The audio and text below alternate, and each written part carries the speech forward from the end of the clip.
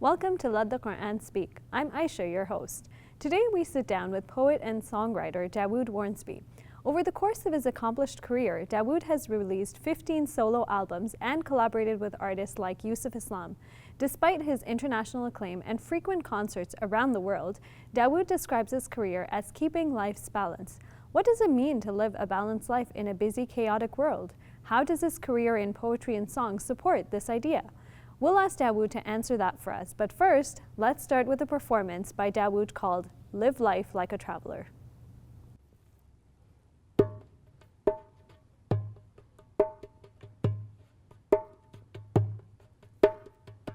When I was young, there were many things they tried to teach me. Son, you must be grounded, find some strong stability.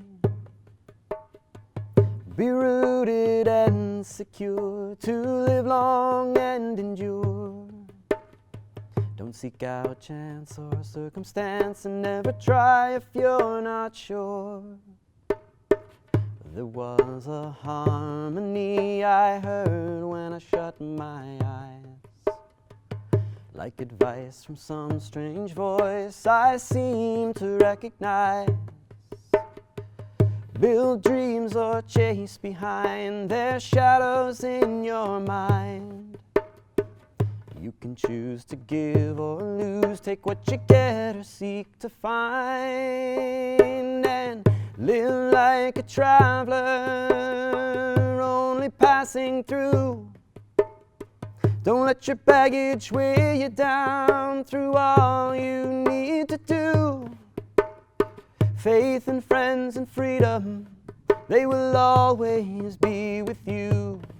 If you live like a traveler, only passing through.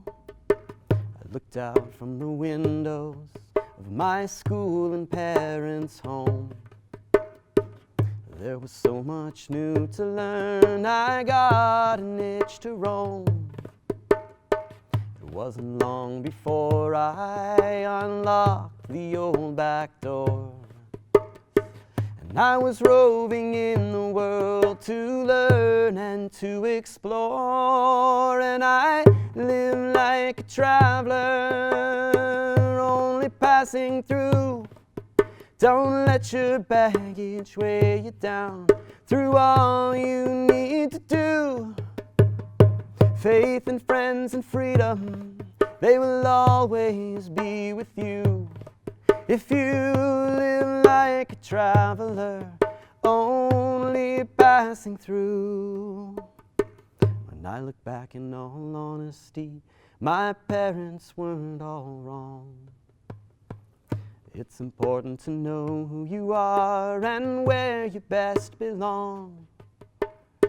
But roots don't grow in boxes, dreams wither out of range. Cash in the bank can't buy success if you're afraid of change. And that old world stability, it must mean something else to me.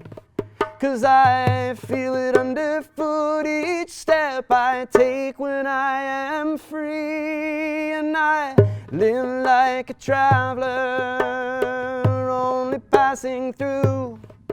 Don't let your baggage weigh you down through all you need to do. Faith and friends and freedom, they will always be with you. If you live like a traveler, only passing through. Live like a traveler, only passing through. Thank you very much for that song, Dawud. You're welcome, thank you. So can you walk us through what's the story behind Live Life Like a Traveler? What's the story behind Live Life Like a Traveler? Long story in my life, but I wrote the song around the time my mother passed away a few years ago. She used to always ask me from her hospital bed, why is this happening to me? And I would just say, every day that we wake up, we have to find out the answer to something in life that God wants us to know. So, and she got to a point where with medication, she wasn't really awake and alert, and I would wake up in the morning next to her and say, why is this happening? Like, was going on. And I took my own advice and I just kept writing in my journal every day. And on the day she passed, I remember I was writing in my journal just about how I was feeling and how she was breathing, and I realized it was her time.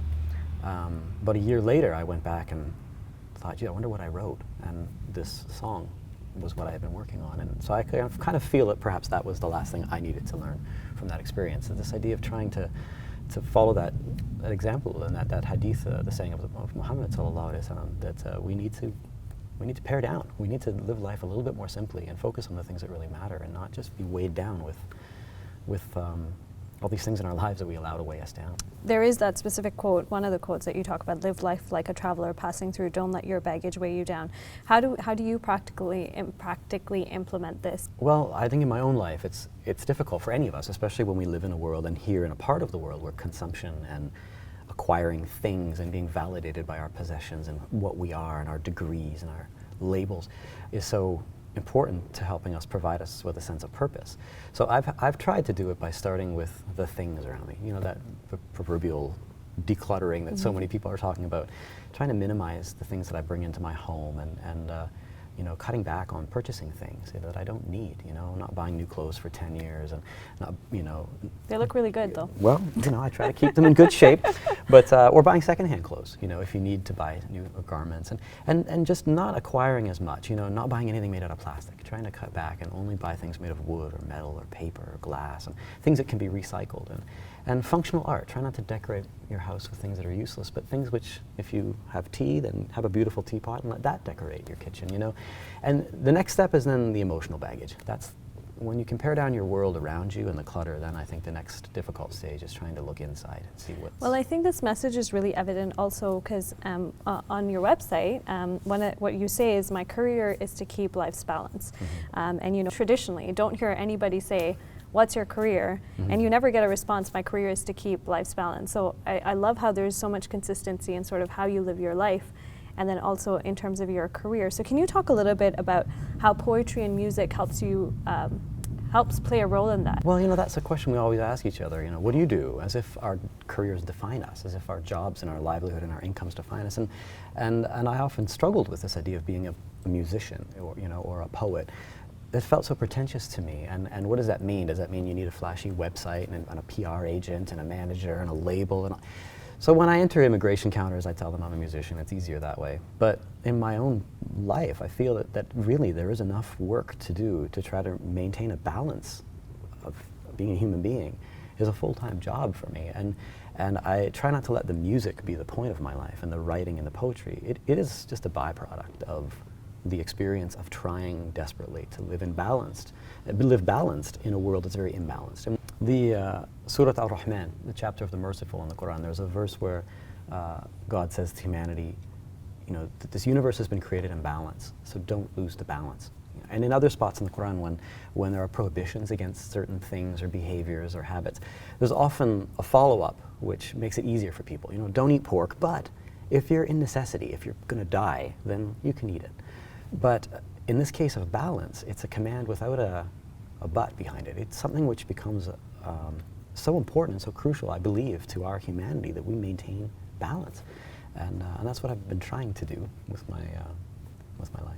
So how do you maintain balance? Is it half and half? Well, that's the thing I found with my own self and with people in general, is we often think of balance as the middle, you know, what aesthetically looks like the middle way, and we talk about that all the time, the middle path. But balance is something that I believe each one of us has to learn to gauge based on who we are and how we react to circumstances. So I have an experiment that I use. If you take a pen, if I asked you to find the middle of the pen, most of us would say, well, the middle is here, right? It's where your eyes go to the middle. Yep. But in fact, to truly find the balance of the pen, you need to actually be off-center, because weight is what gauges the balance, right? It's not what looks like the middle path. So in our lives, people may look at the way we live and say, well, you're imbalanced because you don't look balanced. Well, if we know who we are and we know our susceptibility to certain environments and circumstances, it'll be easier for us to find that balance. I don't have a cell phone. People say, how do you live without a cell phone? But to me, it messes with my balance. So it might not look balanced to others, but to me, the balance is about trying to really understand who we are and how we react with other circumstances. Because the second I stand up from this chair and walk outside, I'm going to be susceptible to the new environment. And I'll have to keep finding that balance again wherever I go and whoever I'm with. People often say that when you're in the public eye, like you are, and you're an acclaimed musician, so you probably have tours and you perform, you're susceptible to fame and publicity, and that's a threat, in my opinion, to living a balanced life. So how do you compensate for that? So many ways that I try to compensate and just keep a check on myself, I think, and how I carry myself and what I do. And to many people that often looks strange. You get 20,000 Facebook likes and then you pull the Facebook page off because they say, what are you doing? You're going to shoot yourself in the foot. But that's necessary for me, I think, many times to maintain that balance.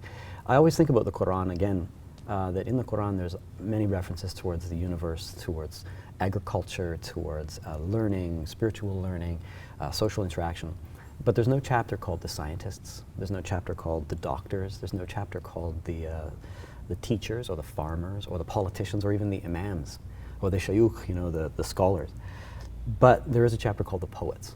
And the verse in that chapter directed to the poets is a caution. It says that there are those people who say one thing and they do the opposite.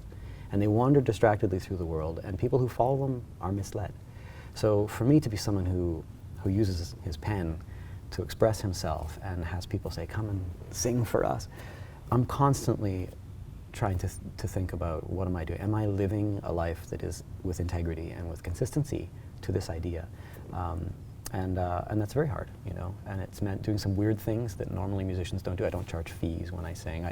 I've tried to find ways to make it about the experience of connecting with people and not about just selling songs. So was it the Quran that inspired you to take on poetry and do, something that's out of the norm, quote unquote, or? No, I felt drawn to it since I was a young child. I think the power of the pen has always been very important to me, how it can be that means for us to try to make a change and a difference in the world. And it works much better than a sword or a gun or a bomb. And when I came to the Quran and I discovered the reverence that's given to the pen, where the creator of the universe actually says, we've taught you the use of the pen, I realized that there was going to be a lot that I could gather from the Quran to help me maintain how to use that weapon of the pen in the right way, and in the way which is going to be of benefit to the world and not something which is going to be harmful to the world. Do you have any advice to young people who want to become writers and go into poetry? Because obviously nowadays a lot of the conversation that we hear is, well, is it going to give you enough money? Is it going to be, provide you with a stable career? And the reality is, money is, to a certain extent, you need money to survive. But any advice on that front? Yes, I would say no. A career is what you are passionate about and what you live in your life daily. It's the purpose of your existence, of why you're here. So if any career is going to be based upon money, I think it's a shallow venture. I know that sounds very idealistic, but it's how I've lived my life for 40 plus years, and it's working for me. That if you put your trust in your money as a career, you're going to be in trouble. If you feel drawn to write, a young person feels drawn to write or to write poetry songs, I say just do it. Just keep a pen with you all the time and be writing. Express yourself through writing and allow your life that you live and the experiences that you have to help shape what you write about. Don't think of it as a career that you're going to, I want to learn to be a writer. Well, okay, that's great, but why? I think writing and expression, it chooses people. They don't choose it. I knew when I was 5 that even with learning disabilities, that I needed to write. I needed to express, and I'm always searching through why that is. But I think people, if they feel drawn, young people especially, feel drawn to express themselves and to be creative, keep living life. Keep doing your medical degree. Keep caring for the elderly. Keep caring for children. Keep teaching. Be a mom. Be a dad, and allow those experiences to shape what you write about. Because otherwise, you'll be living in a vacuum, in a very insular sort of bubble of your own PR, which won't take you very far. That was very helpful. Thank you very much, Dawud. Thank you so much.